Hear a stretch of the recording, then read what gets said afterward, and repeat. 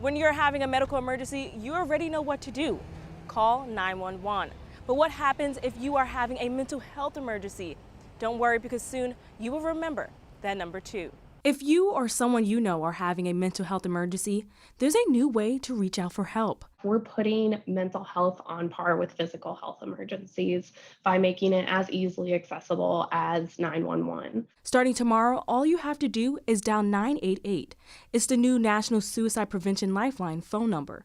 The 3-digit number is designed to be easier to remember than the Lifeline's current 10-digit number. Once you call or text 988, the Lifeline will connect you to trained mental health counselors in the area. Megan Cole, director of Kentucky's American Foundation for Suicide Prevention, says 13 mental health centers throughout Kentucky will be available to talk. They will provide resources and services too. We are taking things off the plate of 911 operators and first responders who aren't necessarily trained to respond to a mental health crisis.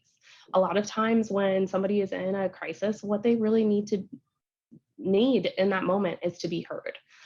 So having a trained counselor who's able to listen and engage with that person, a lot of times that's all that it takes to save that person's life. Martha Mather, CEO of U of L's Pediatric Hospital, says the state gets about 20,000 mental health crisis calls a year. That number is expected to double once the 988 hotline launches tomorrow.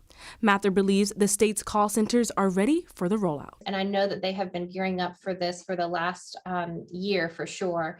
And I think they've already seen an increase since the beginning of the pandemic. So I feel confident that these teams are ready. Mather says 988 isn't just for those who are in the crisis. She said loved ones and caretakers can call too.